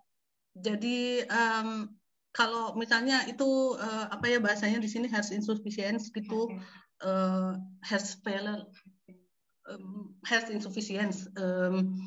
Sama gagal jantung gitu, terus ke paru-parunya juga. Itu kalau di sini kita kirim ke rehabilitasi ya, enggak kita tinggalkan dulu di rumah, tapi perlahan-lahan bertahap gitu. Prosesnya bisa berbulan-bulan kalau di ambulans itu. Kalau di Indonesia ya, saya juga kurang tahu gimana itu ya. Kalau di Indonesia. Kalau pengalaman saya di praktek itu baru-baru ini ada 2 pasien yang lumayan lama gitu habis kena COVID, itu sesak napas terus kayaknya lemah sekali gitu. Itu cukup lama, itu bisa, tapi dia enggak, maksudnya tenaganya berkurang sekali dibandingkan sebelumnya, tapi dia belum perlu rehabilitasi. Jadi kalau saya pikir kalau di sini tuh ya kita mesti masukkan ke rehabilitasi medisin, terus di sana itu banyak dokter-dokter ahli dan semuanya mesti dicek ulang semuanya, dan perlahan-lahan pakai kayak belajar apa ya namanya kerangka gimnastik gitu, fisioterapi, terus atem terapi ya, jadi terapi pernapasan segala macam itu. Kalau di Jerman itu begitu prosesnya, ada yang bisa sampai 6 bulan gitu. Maksud saya pada saat itu yang saya bilang ini soal waktu itu belum pandemi ya, tapi kalau ada pasien yang kayak gitu kita kirim ke rehabilitasi, kita tidak ini di rumah gitu. Kalau di Indonesia mungkin saya serahkan ke Dr. Franz lebih tahu. Baik, silakan Dr. Franz. Ini juga jadi salah satu narsum kita hari ini ya. Narsum kita hari ini Dr. Franz. Silakan dokter. Kiranya ada. Baik. Ya, begini. Post inflamasi di paru pasca COVID adalah hal yang paling bermasalah karena memicu apa yang disebut dengan interstitial pulmonary fibrosis. Kita ibaratkan dengan luka bakar. Luka bakar itu kalau dia luka bakar dan sudah sembuh, ada bekas yang disebut dengan jaringan ikat, namanya fibrosis. Fibrosis di paru dia tidak melaksanakan fungsi untuk pertukaran gas oksigen dengan karbon dioksida. Itu makanya pasien-pasien, ada beberapa golongan pasien yang sensitif terhadap habis inflamasi ini terjadi fibrosis. Oleh karena itu kadang-kadang kita memang perlu LTOT, long term oxygen therapy, sebagai jalan keluarnya, kemudian diberi antioksidan, kemudian diberi rehabilitasi medis, sekaligus untuk membantu dia untuk mengeluarkan dahak dan sebagainya. Proses ini bisa memakan waktu 6 bulan. Jadi tidak terjadi fibrosis pun, beberapa pasien saya mengeluh sesak nafas kalau naik tangga, jalan cepat, padahal gambaran foto röntgennya baik-baik saja. Dan soalnya kalau begitu banyak misteri masih COVID-19 ini, belum banyak penelitian dan belum banyak studi karena kita lagi sibuk untuk ngurusin korban. Jadi karena itu saya tidak bisa mengumumkan pendapat saya, belum mendapat penelitian dari studi yang sah gitu ya. Tetapi dari pengalaman klinis memang perlu multi spesialistik dalam mengatasi pasien COVID, Dan post-COVID-nya ini masih kurang sekali perhatian kita. Yang penting pasien selamat dulu, post-COVID nanti kita bicarakan lagi, begitu. Karena tidak semua pula terjadi kejadian seperti ini, ada juga yang sembuh sempurna seperti sedia kala. Terima kasih, itu pendapat saya. Baik, terima kasih Dr. Frans. Semoga menjawab Pak Andi. Baik, mohon izin Bapak Ibu karena kita hanya punya waktu 5 menit lagi sampai akhir acara kita. Kami akan memilih 2 pertanyaan yang sudah muncul di chat box saat ini sebelum penutupan acara. Ini ada pertanyaan dari Pak Adikbud, Pak Ardi Marwan. Mungkin nanti bisa dijawab oleh Pak Johar ya, menurut pengalaman dan mungkin ada penjelasan langsung dari dokter yang menangani Pak Johar waktu itu. Apa tujuan dari pasien dikomakan? Karena tadi Pak Johar sempat menyampaikan bahwa dalam perawatan saat di rumah sakit, Pak Johar sempat dikomakan oleh dokter. Boleh Pak Johar disampaikan pengalaman lebih lanjut atau apakah ada penjelasan dari dokter saat itu? Mengapa Pak Johar harus di... Oke. Ini mohon dibantu kali ya Bu Dokter, kenapa kenapa itu perlu dikomakan gitu ya? Karena waktu dikomakan kebetulan saya nggak saya rekam gitu ya, jadi saya nggak tahu juga. Artinya saya hanya mendapat penjelasan dulu ketika mau masuk ke kamar koma itu dari dokter, dia hanya bersifat seperti menenangkan saya gitu, karena saya hanya dikasih tahu, maaf ya, ini ya Pak ya, kita perlu masuk ke untuk lebih intensif karena fungsi paru-paru Bapak itu menurun. Saya lupa waktu itu datanya ya. Jadi seperti yang dikatakan itu persis seperti yang Bu Dr. Ingrid bilang. Mereka langsung ronsen ya. Terus kemudian langsung mengambil darah, langsung mengambil pakai data semua. Kemudian mengatakan ini fungsi paru-paru menurun. Nah, untuk itu perlu lebih intensif dibantu dan mungkin perlu bantuan inkubasi plus ventilator. Itu yang dikatakan sama dokter waktu itu. Sehingga itu perlu untuk supaya meringankan beban si paru-parunya dan kita lebih intensif untuk bisa merawat saya. Karena dikatakan di ruangan biasa itu alat-alatnya tidak cukup tersedia, jadi harus masuk ke ruang intensif. Itu yang waktu itu dibilang. Nah, memang waktu itu yang saya tanyain, apakah memang ini oke, saya COVID, saya terima. Bisa tolong dijelasin nggak waktu itu, ini hasilnya ini apa yang membuat Anda bilang ini COVID gitu kan? Itu waktu itu saya tanya waktu itu. Itu yang waktu itu saya tidak mendapat jawaban yang menurut saya memuaskan gitu, atau yang bisa menjawab lah gitu. Mungkin juga nggak ada waktu juga, dokternya semua seperti buru-buru gitu, saya mesti langsung dimasukkan karena prosesnya sangat cepat gitu ya, dalam waktu 2 jam dan mungkin 15 menit aja gitu, nggak ada itu dari ruangan biasa masuk ke ruang ICU untuk dimulai semua prosesnya. Kemudian setelah itu terus sudah saya nggak sadar gitu aja. Mungkin bisa dibantu dokter, kenapa perlu dikomakan itu dokter? Silakan. Terima kasih Pak Johar. Mohon izin para dokter yang ada di sini, Dr. Yusnita atau Dr. Ingrid, untuk menjawab. Silakan dok. Kalau saya bilang itu ini ya, jadi untuk mengistirahatkan paru-paru gitu. Karena kan sel-selnya kan terkena ya bahasa ini terkena sama COVID, jadi nggak terjadi pertukaran oksigen yang sempurna, jadi diistirahatkan dulu supaya jadi bisa di namanya ininya bisa di knockdown. Ya, genau, di knockdown. Jadi ya untuk jadi paru-parunya itu buat diistirahatkan dulu gitu loh. Jadi kalau memang kalau kita sakit ya mesti istirahat dulu gitu. Kalau saya bilang ya gitu sih. Baik, terima kasih Dr. Yusnita. Dari Dr. Ingrid, mungkin ada tambahan atau cukup dari Dr. Yusnita? Kira-kira kalau tadi saya yang ditanya duluan, saya juga akan jawab mirip-mirip seperti itu sih. Kalau di rumah sakit itu biasa ada kriteria tertentu, ada kriteria utama dan kriteria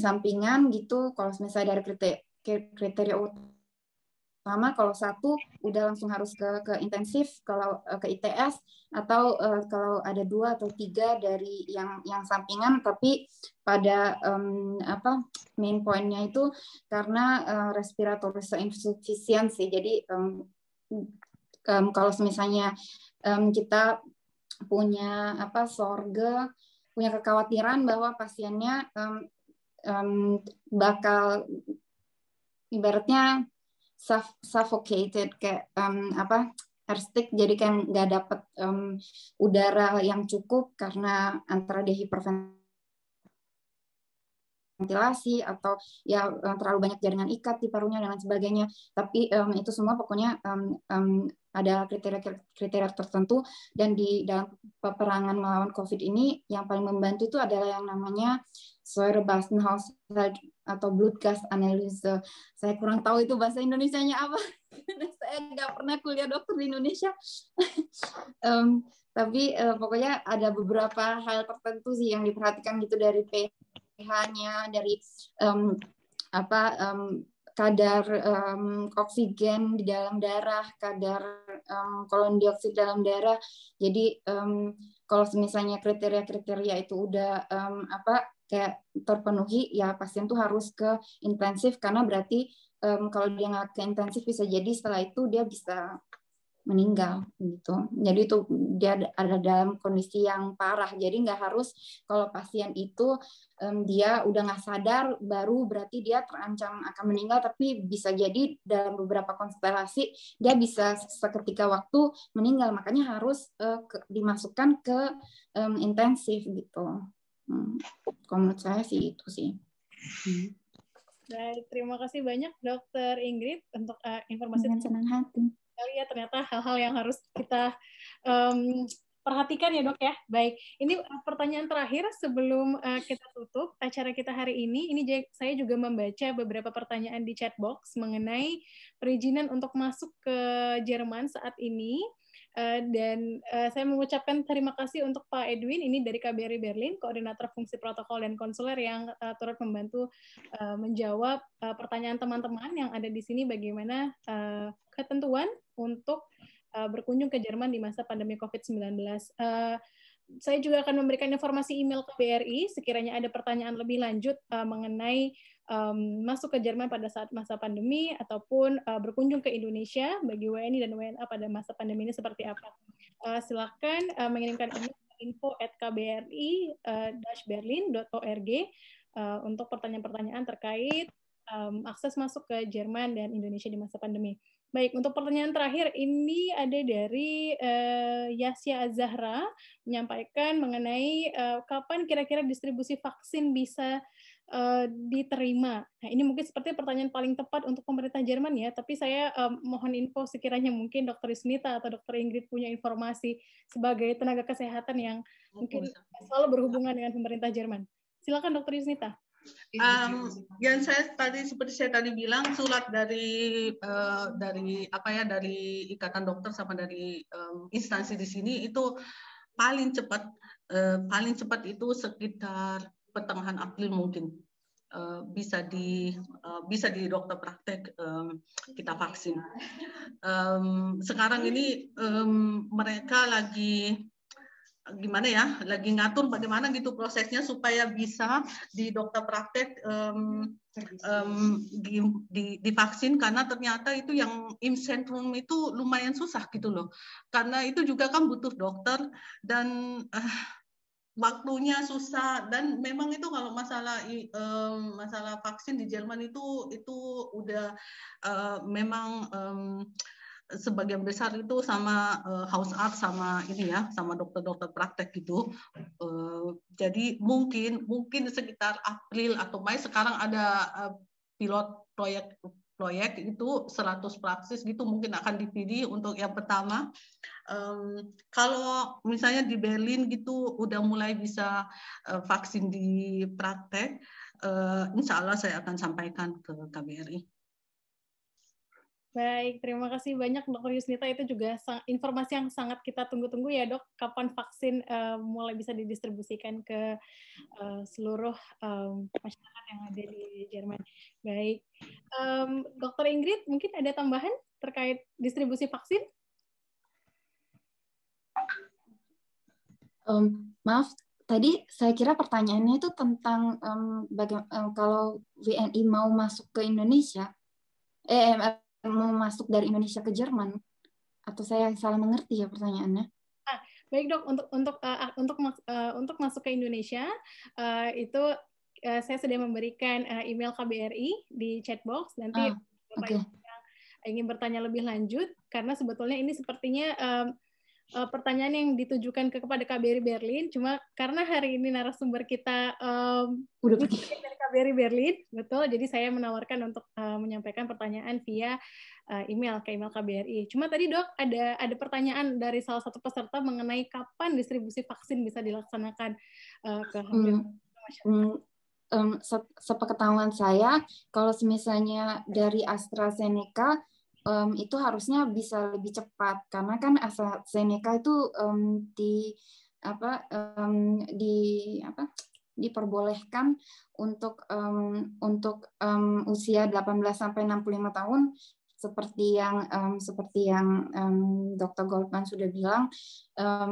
Tapi menurut saya sih semuanya itu pasti akan bergantung juga tentang bagaimana perkembangan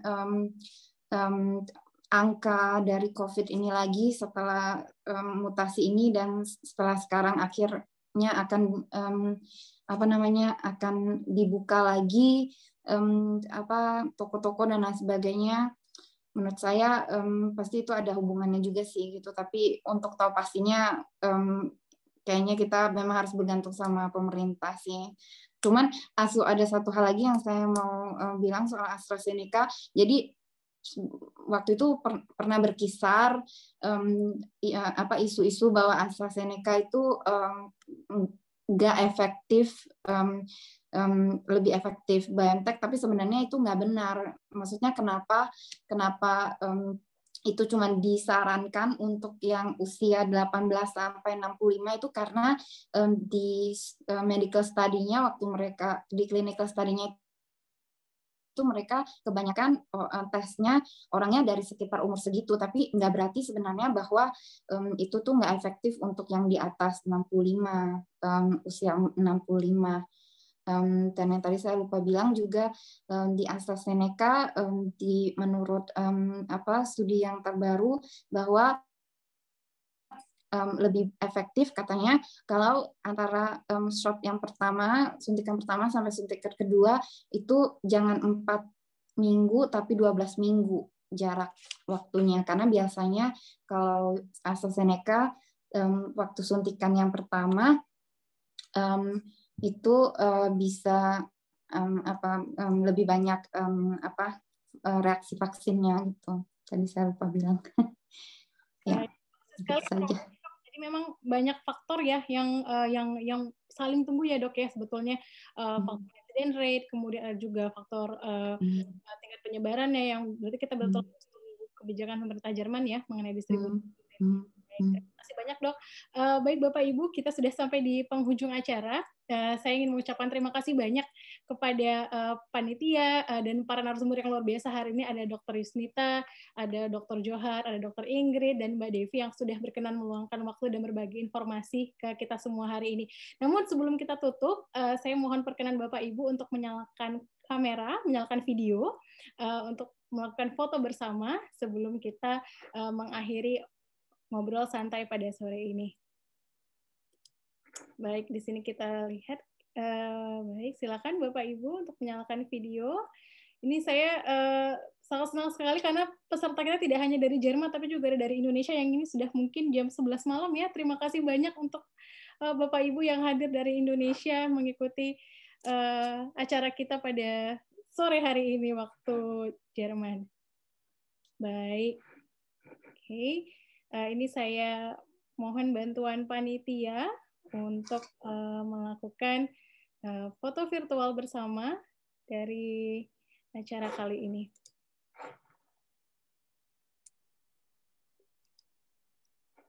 Baik, ini ada satu halaman sepertinya.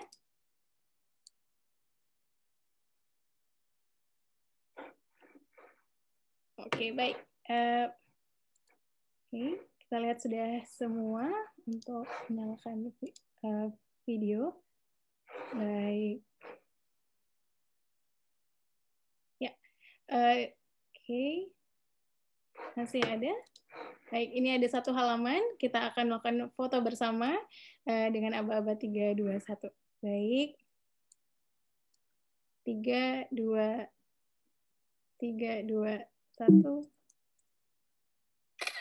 Sekali lagi, 3, 2, 1. Baik, terima kasih banyak Bapak dan Ibu sudah berkenan hadir pada hari ini. Sebagai tadi saya informasikan di awal, bahwa ini adalah rangkaian kegiatan dari Satgas COVID-19 perwakilan RI di Jerman. Setelah ini kita masih ada edisi ngobrol santai lainnya dengan tema-tema lainnya, jadi silakan dipantau media sosial perwakilan RI di Jerman, ada KBRI Berlin, KJRI Hamburg, dan KJRI Frankfurt. Sekali lagi kami mengucapkan terima kasih banyak untuk semua yang sudah hadir pada hari ini, pada sore ini. Semoga dalam keadaan sehat selalu dan have a good weekend. Assalamualaikum warahmatullahi wabarakatuh. Waalaikumsalam warahmatullahi wabarakatuh.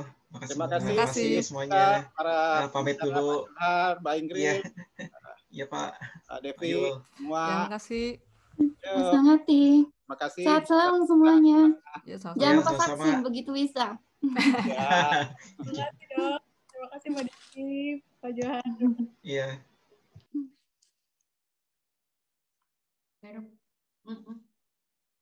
Menurutku